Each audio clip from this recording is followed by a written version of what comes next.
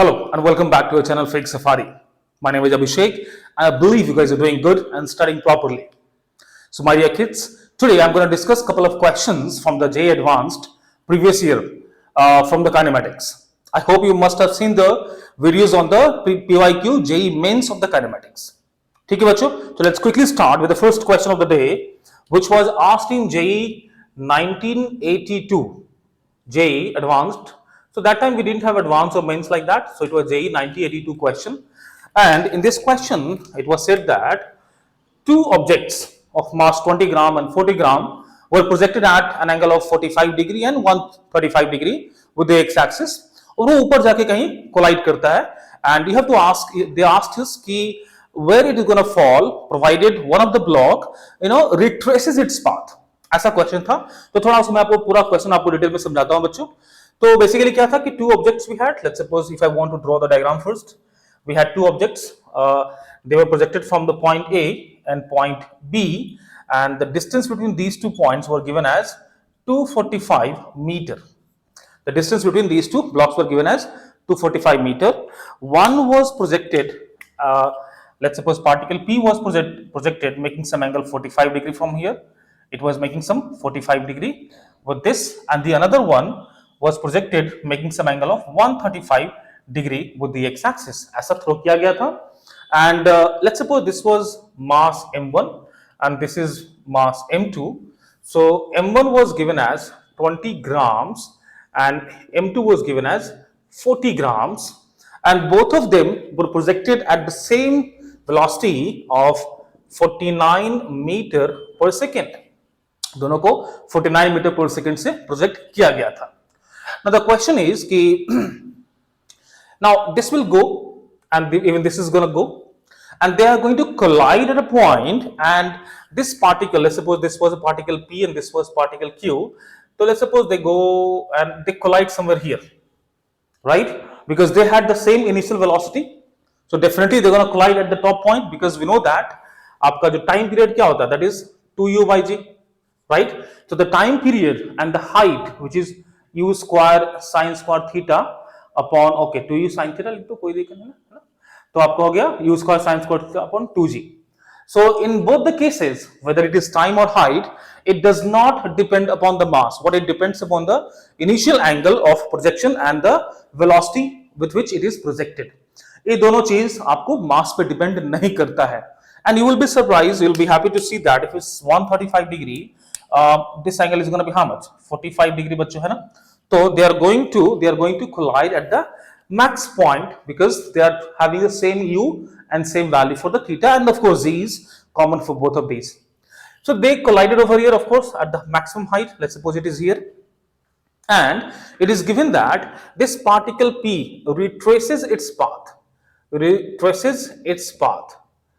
मतलब कि यहाँ पे collide किया and it comes back along the same path. वापस से वही ऐसे वापस से आ जाता है.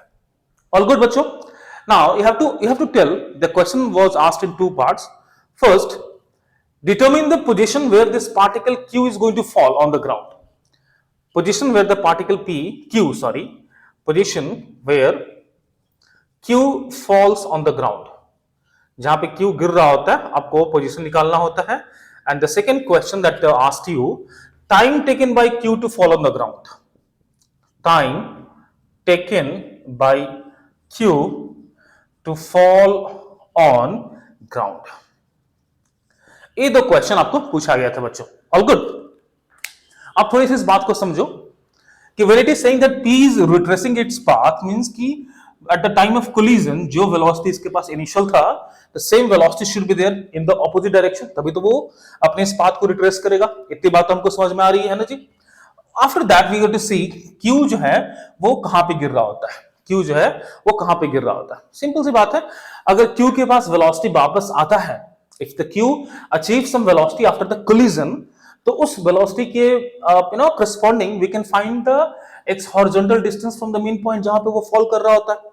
So it is very important for us to figure out what's going to be the velocity of particle Q after the collision. I hope you're getting my point. Before collision, I know that's going to be what? U cos theta, because the horizontal component is not going to be changing. So let us first write the components of the velocities, बच्चों. तो प्यारे बच्चों, you can see This is going to be how much? U cos of 45 degree. Likewise, this is going to be U sine of 45 degree. Also, this part should also be the same thing and with the same thing because angle तो same ही है जी, है ना? तो इतना तो समझ में आ रहा है कि वो कोलाइड करेगा टॉप मोस्ट पॉइंट पे because that does not depends upon any of the any of these two does not depend upon their masses. तो अपन को देखना क्या है? अपन को देखना है कि पार्टिकल Q का जो वेलोसिटी है आफ्टर द कोलिजन वो कितना होगा. All good. तो हम बात करेंगे हॉरिजॉन्टल डायरेक्शन का. Okay, now let us understand one thing. Do we have any external force acting upon the particles in the horizontal direction? क्या कोई बाहरी फोर्स है जो हॉरिजॉन्टल डायरेक्शन में एक्ट कर रहा है? ना. It means the linear momentum of the particles in the horizontal direction will remain constant. कितनी अच्छी बात है ना. तो आप इतनी बात तो समझ चुके होगी कि let me write it here. You know, the net external force in the x direction is 0, which means the momentum should be conserved. ये आपका तो constant रहेगा, which means initial momentum, that implies that initial momentum should be equals to final momentum. इतनी बात हमको समझ में आ रही है बच्चों, है? तो चलो जल्दी से निकाल लेते हैं इसका इनिशियल मोमेंटम कितना है और फाइनल मोमेंटम कितना होगा. ऑफ कोर्स अगर थोड़ा सा मैं इसको अलग से आपको दिखाऊं यहाँ पे, तो जस्ट बिफोर द कोलिजन, ध्यान से देखना, है ना, बिफोर कोलिजन एक पार्टिकल हमारा इस तरफ जा रहा है और जो सेकंड पार्टिकल Q है that is coming this way, right. इसको P मान लो, इसको Q मान लो, और ये मास हमारा 20 ग्राम से, मास हमारा 40 ग्राम से. इसके पास वेलोसिटी कितना होगा बच्चों? U cos 45 degree. तो U कितना है जी? U आपका है 49 मीटर पर सेकेंड. तो ये जो वेलोसिटी है U cos 45, आप इसको फिगर आउट कर लो. That's gonna be how much?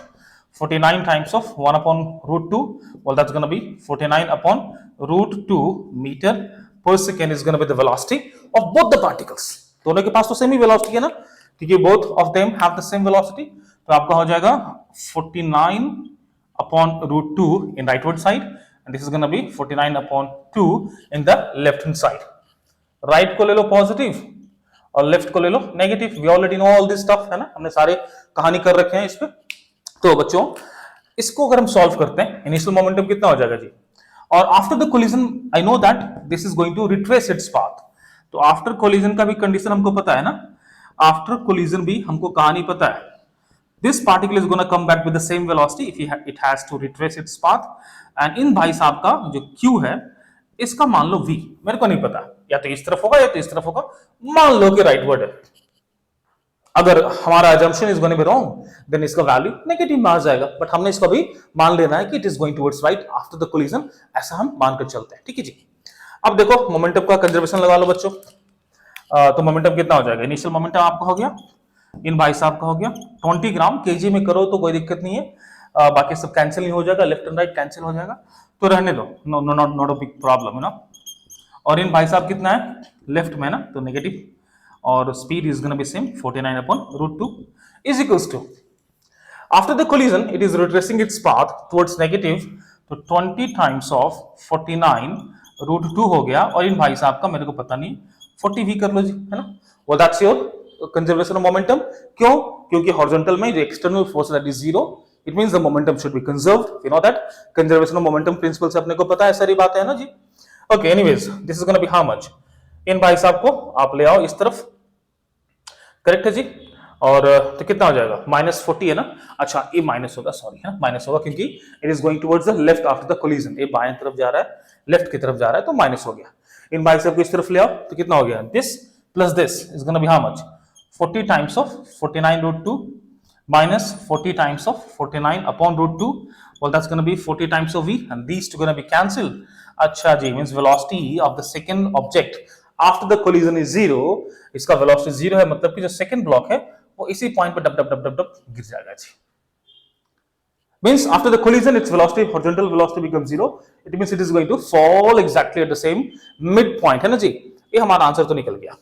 It is going to fall exactly at the midpoint. डप गिर जाएगा. कहानी क्लियर है बच्चों? अब सेकंड पार्ट पे आते हैं कि time taken by this to come, you know. अच्छा, टाइम कितना लेगा जी? इस पॉइंट से अगर फॉल कर रहा है, हम इसको यहां देख लें, या फिर थोड़ा स्पेस बना लेते हैं ना. Let's make little bit of space. इधर ही कर ले. आई एम श्योर इसको आपने नोट कर लिया होगा, है ना. आपने इसको नोट कर लिया होगा. तो चलिए थोड़ा इसको देख लेते हैं. कि what's gonna time it will take to fall down. ठीक है जी, देख लेते हैं इसको। Okay, when it is going to fall, initial speed in the vertical direction is going to be 0. To find the time, what do we need? We need the height. अपने को height चाहिए। Height हम यहाँ से निकाल लेंगे। We can easily figure out the height from here, right? All good. So the height, let's suppose इसको h मान लो जी। तो the value of h should be how much? U square sin square theta upon 2g। U कितना है? 49। तो 49 square, तो मैं ऐसे लिख देता हूँ 49 टाइम्स 49 साइन 45 1/2 का स्क्वायर कर दो तो 1/2 हो गया जी। और 2 अपॉन, अच्छा क्वेश्चन में दे रखा था take g is equals to 9.8 metre per second square, that's what they have given in the question. So let us take g is equals to how much? 9.8. let us solve it out. तो आपको simply दिख रहा है कि a चला जाएगा ऊपर, है ना, 49 times 2, 2 times 5, which means 49 times of 5 upon 4 is the height. रहने दो ऐसे ही, रहने दो, you can calculate it और रहने दो। 49 times 5 कितना हो जाएगा? 25 45 245 ही आ जाएगा ना, it's gonna be 245। अगर आप चाहो तो लिख लो, कोई दिक्कत नहीं। 245 upon 4 meter is the height. Time it will take to fall down from this height is quite easy to find. So we know that h is equals to what? h is equals to et plus half gt square. u is 0, तो आपका answer हो जाएगा h is equals to 1 upon 2 gt square. h is downward negative, g downward negative, negative negative positive, आपका answer हो गया जी 245। Height कितना है? Upon 4 is equals to 1 upon 2 9.8 times of t square. अगर इसको 9.8 ही हम रखते हैं तो इस डेसिमल को हटाओ और यहाँ 10 लाओ और क्या हो जाएगा जी, है ना, 2 times 2 2 times 5, बड़ा खतरनाक टाइप हो रहा है, कोई नहीं। तो भाई ये कितना हो जाएगा? 598, है ना, कुछ कैंसिल वैंसिल हो रहा है क्या? तो t square will be how much? t square should be 245 into 5 upon 98, है ना जी, हाफ gt स्क्वायर, करेक्ट है? ओके ठीक है, चलो। अच्छा मैंने 5 कहां से कट किया था? 2225, चलो सही है, ठीक है जी। ओके नाउ कुछ कैंसिल हो गया यहाँ से, 95 है ना, 8 9, ये तो कुछ कैंसिल नहीं हो रहा है, क्या गड़बड़ कर दिया हमने क्या? 98 है ना, अच्छा ठीक है ना, 49 से तो कैंसिल होगा ना, 49 टाइम्स 2 49 टाइम्स 5, सही तो है, ठीक है जी। तो टी स्क्वायर आपका हो गया, तो टी स्क्वायर बच्चों हो गया 25 upon 2, which implies that time should be 5 upon root 2 second. आप चाहते हो इसको सॉल्व कर लो, आपकी मर्जी है ना। तो this is the time it will take to fall down on the ground. All good बच्चों। अच्छा इसको सॉल्व करना चाहो, you want to solve it, देखो क्या करोगे, time should be how much? 5 root 2 है ना, ऊपर नीचे root 2 से मल्टीप्लाई कर दो, because multiplication is always easier than division. तो भैया कितना हो गया? 1.4 times 5 अप्रोक्सीमेटली, यू नो, देखते हैं तो 70 हो गया ना, 7.0 upon 2, तो समवेयर अराउंड 3.5 सेकंड्स इसका लग रहा होगा approximately two fall on the ground. और गुड बच्चों, तो this was one of the good question of 1982 J advanced. Advanced मान के चलो, क्योंकि आपके लिए तो एडवांस्ड नहीं हो गया अभी, उस टाइम पे जेई मेंस एडवांस्ड कुछ ऐसा टर्मिनोलॉजीज नहीं थे। एनीवेज डन, चलो आगे बढ़ते हैं टुवर्ड्स द नेक्स्ट क्वेश्चन। तो नेक्स्ट क्वेश्चन जो बच्चों है उसको देख लेते हैं फिलहाल। Let me just clear it of. तो ये उतना मुश्किल क्वेश्चन नहीं था, है ना। तो this was majorly based on the collision का concept, momentum conservation concept, height आपका जो प्रोजेक्टाइल का होता है उस पर बेस्ड आउट था। तो कुल मिलाकर 2-3 concepts were tested in this particular question.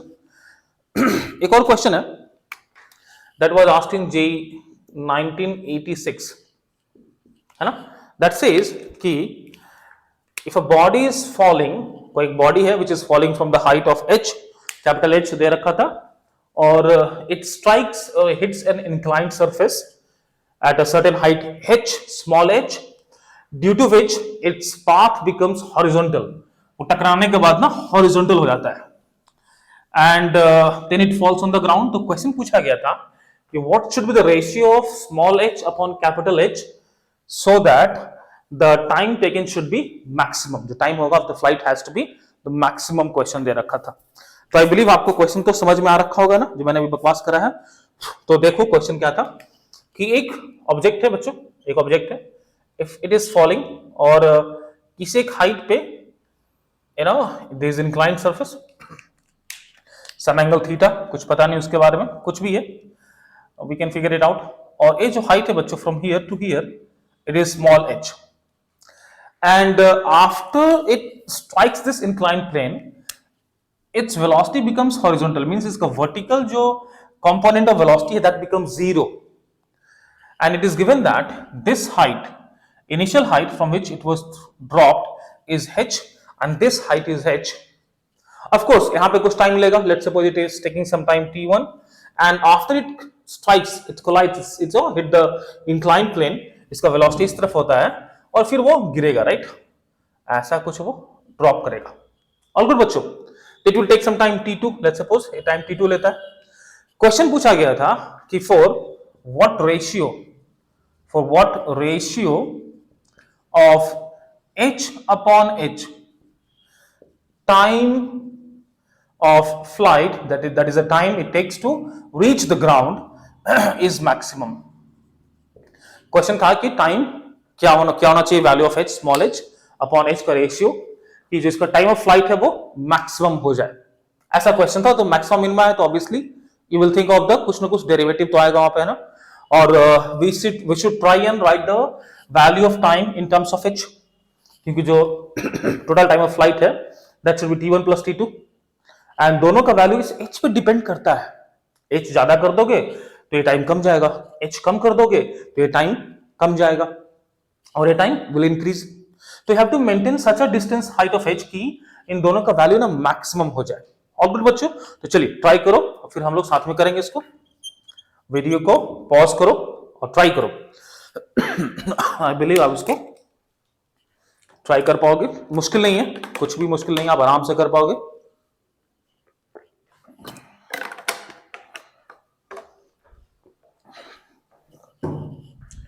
All good, आपने ट्राई कर लिया. ओके चलिए साथ में करते हैं. The total time of the flight should be how much बच्चों. टोटल टाइम, उसको टी मान लेते हैं या फिर स्मॉल टी ले लो, कैपिटल टी लिखना है मुश्किल है ना. That should be t1 plus t2, t1 t2, t1 निकाल लो जी. This height has to be how much, अगर ये h है, this is capital H, this height has to be h minus h बच्चों, and we know that h is equal to ut plus half at square. It is dropped, so u is equal to 0, और दे रखा था कि आप इसको sorry, तो ठीक है t1 निकाल लो पहले. t1 कैसे निकालोगे आप t1 निकालोगे h is equal to ut plus half at square, तो h माइनस h डाउनवर्ड है, minus is equal to u 0 है, हाफ g डाउनवर्ड है, negative t1 square, negative negative गया तिल बेचने, तो बच्चों t1 कितना हो जाएगा 2 upon g h minus h का रूट. ये हो गया आपका time t1. Likewise we can find the value of time t2. t2 for t2, you know, that's gonna be how much, आप ऐसा समझ लो, that's gonna be negative of h is equals to half of negative g t2 square, which clearly means बच्चों t2 should be how much 2 upon g times of h का root. So we have got the value of t1 and t2 respectively. Now the total time of flight should be equals to how much? Total time should be t1 plus t2. So the total time, प्यारे बच्चों, that's going to be t1 plus t2. That's going to be t1 plus t2. All good? So the t should be given as what? t1 is how much? 2 upon, अच्छा 2 upon g, you can see it's coming out common है ना जी, ये थोड़ा common दिख रहा है मेरे को, हटाओ, इस कांस्टेंट भी है, g is a constant, 2 is a constant, तो भैया क्या हो जाएगा h minus h root plus root of h. So this is your time of flight, and we know that for maxima or minima dt upon dt, यहाँ पे variable क्या है बच्चों, h is the variable है ना, so dt upon dh should be 0 for maxima or minima. प्यारे बच्चों, all good. चलो डिफरेंशिएट कर लो, और क्या, फिर तो कुछ बचा नहीं इसमें ना. तो dt upon dh should be how much? This is a constant. Let's have it as it is. इसका डिफरेंशिएशन देख लो, रूट है ना, तो 1 अपॉन रूट 2 टाइम्स रूट है ना, आप बिलीव आपको पता होगा. और नेगेटिव h का क्या हो जाएगा -1, तो -1 upon 2 times of h minus h. ये मेरे को डिस्क्राइब करने की जरूरत नहीं है, I believe this is gonna be how much 1 upon 2 times of root of h. Well that's, and that should be equal to 0 बच्चों, which means implies this is gonna go that side 0, और ये आपका हो जाएगा 2 भी बाहर आ जाएगा, 2 भी चला जाएगा, और इसको सॉल्व करोगे तो हो जाएगा minus of root of h plus root of h minus h. Down part जो आएगा that is gonna be this into this, उधर जाके 0 हो जाएगा, बेसिक सी बात है, हमको पता है ना जी.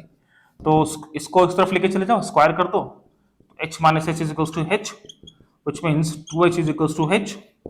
So h upon h should be 1 upon 2. ये हो गया आपका फॉर मैक्सिमा और मिनिमा, फॉर मैक्सिमा और मिनिमा। अच्छा, इसको डबल डिफरेंशिएट करके देखोगे, आपको अगर विथ रिस्पेक्ट टू x करके देखना है इसको, तो ये वाला पार्ट तो नेगेटिव होगा और ये पार्ट भी नेगेटिव हो जाएगा, तो टोटल नेगेटिव हो जाए, आपको पता है। डबल डिफरेंशिएट करोगे इसको तो, है ना, you will get the all negative, all negative मतलब मैक्सिमा। तो भैया ये आपका हो जाएगा ratio for the maximum time it is gonna take to fall from the this height to this after having. अच्छा, एक बात आप समझ लो और कि सर एक प्रोजेक्टाइल हो गया तो टाइम तो फर्क नहीं पड़ेगा ना, इसका whatever time it takes to go by this path और इट कम्स वर्टिकल मोशन तो सेम ही है ना। तो आई बिलीव आप उस बात को समझ पा रहे हो कि टाइम टू हमने इजीली ऐसे कैसे निकाल लिया, दो it is executing a projectile motion. तो आपको उस चक्कर में पड़ना ही नहीं है, they are not even asking in the horizontal distance. अगर वो पूछता देन हाँ आपको फिर निकालना होता कि इसके पास वेलोसिटी कितना आ गया कोलिजन के बाद, फिर आपको इंक्लाइन कोलिजन का कॉन्सेप्ट लगाना होता है, but that's not the case over here, it's good for us, it's only talking about the your height, so we should be happy about that. अगर वो पूछता ये डिस्टेंस कितना होता, then we should have done something over here to find its horizontal component of the velocity after the collision, and things could have been done in that particular way. But as of now, I believe it's all good to all of you. All good, बच्चों? चलिए, let's move on towards the next question. Question number 3.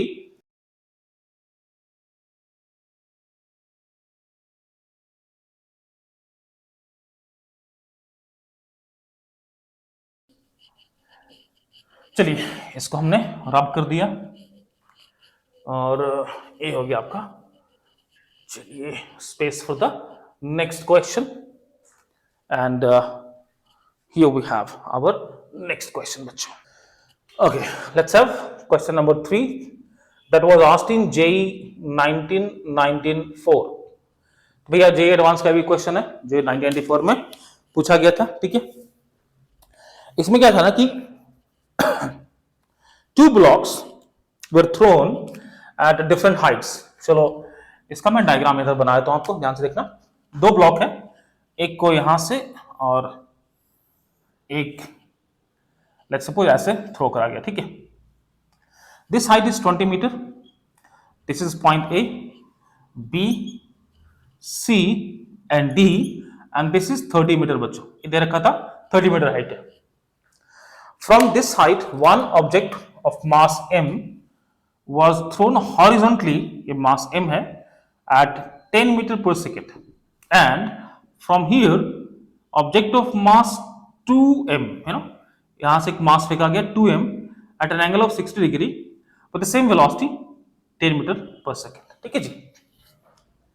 they collide somewhere in the midway, कहीं वो collide कर रहा होता है और फिर they stick together, you know, after collision they stick together, after collision they stick together,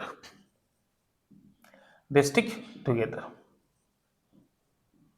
वो चिपक जाते हैं। मतलब कि एक ऐसे फेंका गया और एक यहां से फेंका गया, तो they collide like this, you know, ऐसे आएगा वो, कहीं इधर वो टकराएगा, और after the collision they stick together, ठीक है जी।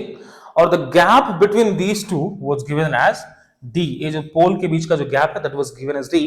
So the first question that was asked to you is find the value of d, question number 1, find d, and the second question was after the collision where they are going to fall on the ground, you know, so where they fall on the ground, where they fall on the ground, कहां पे वो जमीन पे गिर रहा होता है। अच्छा, इसको ऐसे थोड़ा समझोगे तो क्या होगा, this is gonna take some path like this, ऐसा कुछ होगा, ऐसा कुछ, और दिस इज तो कमिंग लाइक दिस, तो ऐसा ऐसा ऐसा ऐसा, तो कहीं ना कहीं वो ऐसा मान लो कि इधर वो कोलाइड कर गया, ठीक है, बड़ा गंदा बन गया, ठीक है, यहां पे कोलाइड कर गया। One thing you need to understand, अगर इसके पास इसको if it has to fall vertically downward, अगर इसको यहां पे गिरना है, if it has to fall vertically downward, its velocity in the horizontal component has to be 0। आप समझ रहे हो, तभी तो वो सीधा वर्टिकली गिरेगा, राइट। क्योंकि अगर आफ्टर द कोलिजन दो बॉल टकराया ऐसे बूम बम, अगर इसके पास ज्यादा वेलोसिटी है तो कहीं ना कहीं इसको पुश कर देगा इस तरफ, या फिर इसके पास है तो इसको पुश कर देगा, तो the fall of both the blocks combined is not gonna be vertical, वो दाएं बाएं थोड़ा खिसक जाएगा फॉर श्योर, है ना।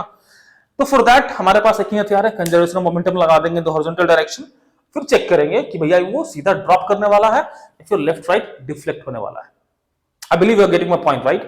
सो this is a good question, थोड़ा ध्यान से देखना। And I have taught you such questions in the, I think मैंने क्लास में ही करा रखा है question, I remember in the videos, मैंने क्लास में करा दिया इसको कि this is basically the shortest distance या फिर द बॉडी कोलिजन का जो कॉन्सेप्ट हम लोग यूज करते हैं, that is completely based upon, this is completely based upon that concept। मैंने क्लास में आई बिलीव कि मैंने करा रखा, बट चलो कोई नहीं, फिर से करते हैं साथ में, मजा आएगा ना। तो इसको समझते हैं कि अगर if this block has to hit this block और this block has to hit और they have to collide, their relative motion has to be in the straight path along the line joining them। आप बात समझ रहे हो ना? अगर इन दोनों को आपस में कोलाइड करना है और मान लो कि हम ऑब्जर्वर इज हियर, अगर ऑब्जर्वर ए पे है, then for observer A this object will come to a relative rest, वो रेस्ट पे हो जाएगा, and this body C should move in this path, अय्यो रामास्वामी अय्यो, है ना, ऐसा जी, it has to go along this path in order to collide. ये अपने को बेसिक बात हमको समझ में आती है ना जी। It has to, so the relative velocity of C with respect to A, that is velocity of C with respect to A has to be along this direction, तभी जाकर वो कोलाइड करता है। All this concepts I have taught you in deeper detail in the lesson, है ना जी। तो मैंने क्लास वीडियो में पढ़ा रखा, अच्छी बात। 20 है, 30 है, और दैट्स गोना बी 10 मीटर। इतनी बात हमको समझ में आ रही है। ऑल गुड बच्चों, अब ध्यान से देखो, मैंने आपको ऑलरेडी बता रखा है कि if the observer is sitting here, then this velocity would be imparted on this velocity object C in the opposite direction, है ना जी। तो थोड़ा इसी डायग्राम को अगर हम यूज कर लेते हैं बच्चों, I think that should be okay, that should be okay। तो आप बात को समझ लो कि इसके पास जो C ऑब्जेक्ट है ऑफ मास 2m, इसके पास एक वेलोसिटी 10 मीटर पर सेकंड होगा because of this velocity, right. चलिए एक बना लेते हैं और डायग्राम, क्या दिक्कत है ना। तो भैया ये हो गया आपका C which is of mass 2m का है ना, ये मास 2m का है, ठीक है जी। तो it will have some velocity, एक तो वेलोसिटी हमारा इंपार्ट होगा इस तरफ बिकॉज ऑफ दिस, क्योंकि हम ऑब्जर्विंग इट, ऑब्जर्वर हमने ए पर रख दिया, ठीक है, ऑब्जर्वर हमने ए पर रख दिया। मैंने आपको बता रखा है whenever you have this kind of situations, you do sit on one of the moving object और दूसरे को ऑब्जर्व करो, कहानी बड़ा आसानी से बन जाता है ना। तो आपको एक वेलोसिटी मिल गया हॉरिजॉन्टल में 10 मीटर पर सेकंड का जी, एक इन भाई साहब के पास खुद का था 10 मीटर पर सेकंड। तो उसको ब्रेक कर लो कंपोनेंट्स को, ये 60 है, तो इधर क्या हो जाएगा 10 cos 60, 10/2 5, ये हो गया 5 मीटर पर सेकंड, और इन भाई साहब का हो गया 10 sin 60, तो 5√3 हो जाएगा जी ना। मैं थोड़ा इसको 10 मीटर लिख लेता हूं, ठीक है। This velocity is gonna be 5√3 metre per second. तो इसके पास ऑलरेडी एक वेलोसिटी था इन द हॉरिजॉन्टल 5, तो 10 + 5, और डाउनवर्ड में देख लो there is no component of this velocity, तो उसका वेलोसिटी डाउनवर्ड में 5√3 मीटर पर सेकंड ही रहेगा। ऑल गुड बच्चों। अच्छा ध्यान देते हैं आप थोड़ा सा, इसको है ना, आप ये कितना हो गया, अगर ए इसको ऐसे ऐसे ऐसे मान लो कि हमारा जो ए है वो यहां पे है, दिस इज ए, है ना, observer is placed here. I know I can easily find the angles now, अब हमको एंगल निकालना कोई मुश्किल काम नहीं है। This has to be the relative velocity बच्चों, ठीक है जी। तो अगर हम इस एंगल को थीटा मान ले, if let's suppose this is theta, ठीक है, तो tan थीटा क्या हो जाएगा बच्चों, tan of theta should be this component which is कितना हो गया, 15 हो गया ना, इसको मैं लिखता हूं 15 मीटर पर सेकंड, तो 15 अपॉन दिस, ठीक है जी। तो tan theta is gonna be 15 upon 5√3, और that's gonna be √3 which means theta is equal to 60 degree. चलो एक बात तो अपने को समझ में आ गया कि जो एंगल है वो 60 डिग्री है। चलो इसको मान लो 60 डिग्री हो गया जी, है ना, करेक्ट है। And this is the velocity of C with respect to A because observing from the A। इतनी बात समझ मेरे को आ रही है। अब निकालना कि टाइम, कितना टाइम लगेगा कोलाइड करने में, ठीक है। ये डिस्टेंस मेरे को पता नहीं ना, अच्छा ये पता नहीं, इसको d मान लो जी, और ये बात पता है, this is I know this is 10 metre. All good बच्चों, तो ध्यान से निकालो कि मेरे को अगर एक कंपोनेंट मिल गया वेलोसिटी का, ये डिस्टेंस मिल गया, तो हम निकाल सकते हैं टाइम। दूसरी बात है समझो कि यहां से जो यहां आने में टाइम लगेगा, the same time it will take to go from here to here. कोई दिक्कत तो नहीं है ना, है ना, समझ में आ रही बात। तो whatever time it takes to go from here to here, same time it will take to go from C to इस पॉइंट पे आने में सेम टाइम लगेगा, वो टाइम निकल जाएगा, मेरा कहानी खत्म। एक तरीका ये सोचने का हो गया, समझ रहे हो ना। तो बहुत सारे तरीके हैं, आप इसको ट्राई करो, यहां से बड़ा मुश्किल नहीं है, आराम से बनेगा। एक वीडियो को पॉज करो, हम चाहते हैं कि आप इसको खुद से यहाँ पे सॉल्व करने का कोशिश करो। चलो meanwhile I will drink some water बच्चों, तब तक मैं थोड़ा पानी तो पी लेता हूं ना। चलिए ट्राई कीजिए।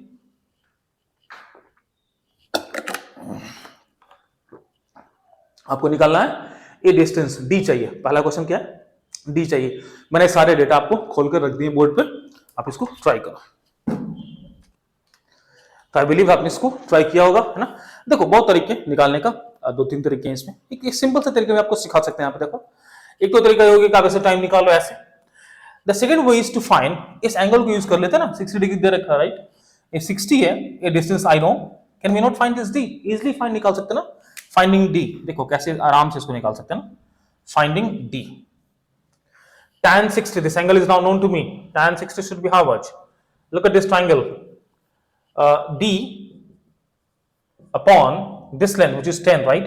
tan 60 is what? root 3, 10 times root 3, तो भैया कितने मजे में d निकल गया ना जी, d is equals to 10 root 3।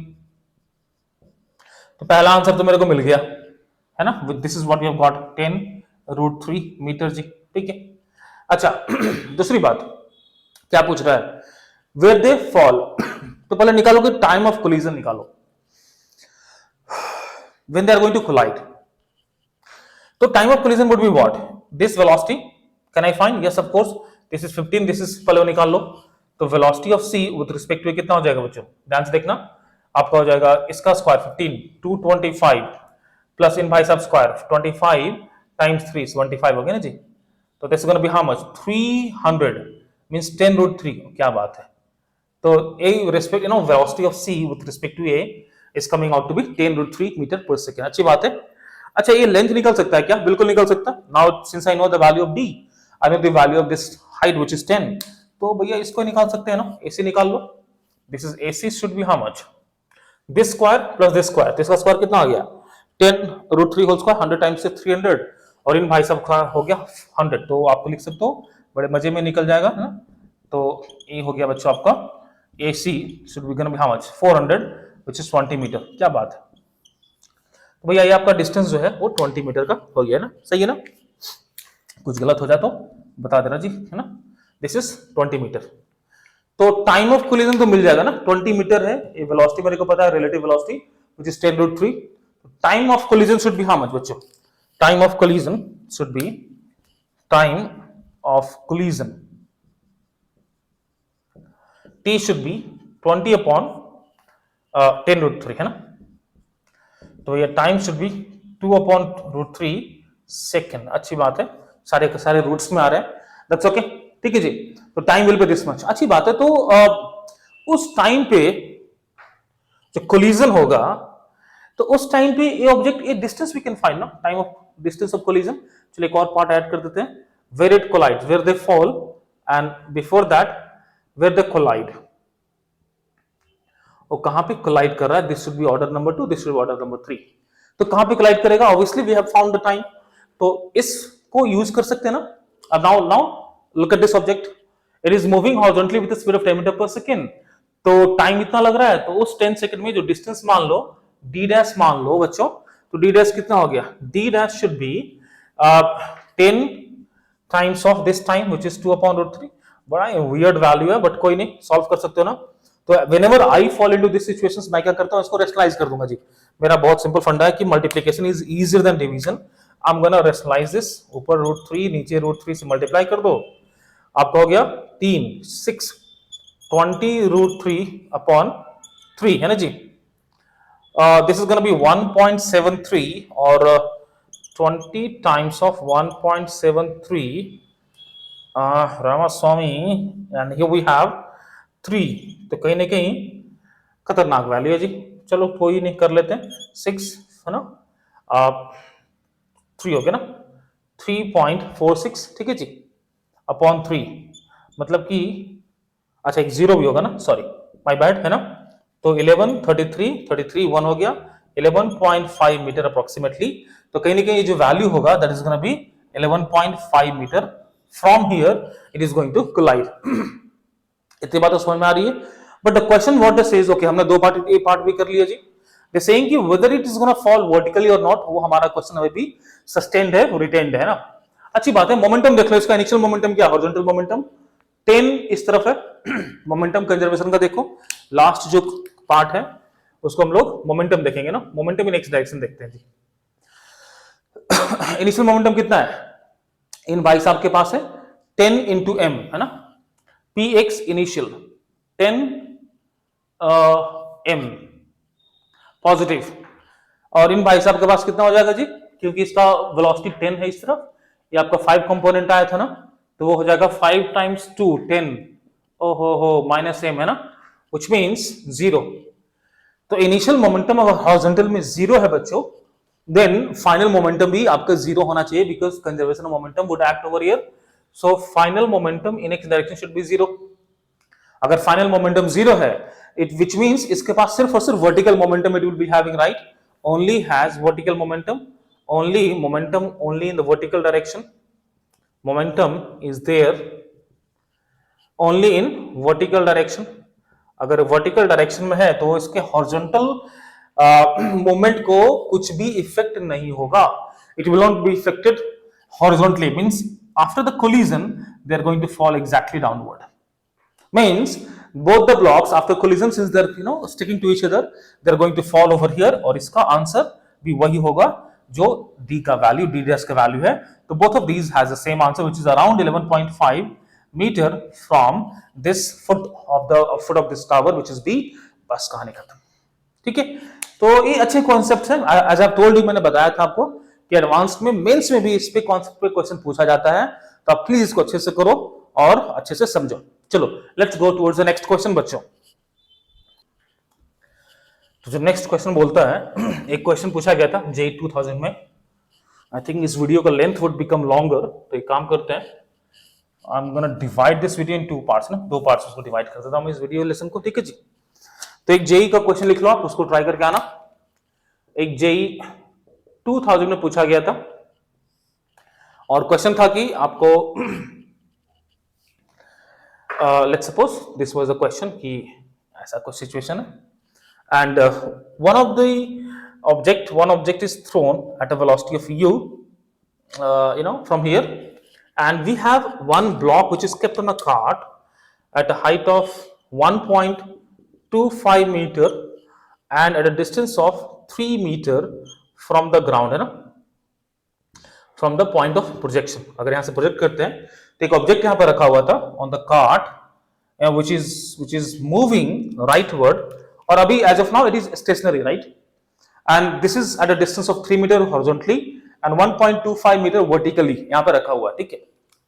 Now the moment it was projected making some angle theta which is not given, it is projected, this starts accelerating rightward, ये जो है ना राइटवर्ड एक्सेलरेट करना चालू करता है 1.5 मीटर पर सेकेंड स्क्वायर से, and this object जो प्रोजेक्ट किया गया था it hits back this cart and this block over here while it was coming down, जब नीचे आ रहा होता है उस पॉइंट पर उसको हिट करता है जी, ठीक है।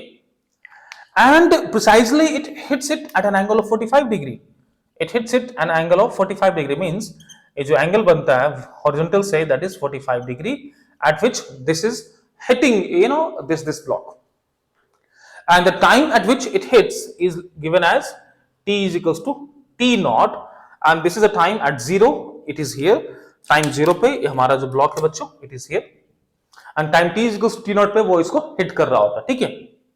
आपको फिगर आउट करना है, find the value of t naught, आपको इस t naught का वैल्यू बच्चों निकालना है और u का वैल्यू भी निकालना था ना।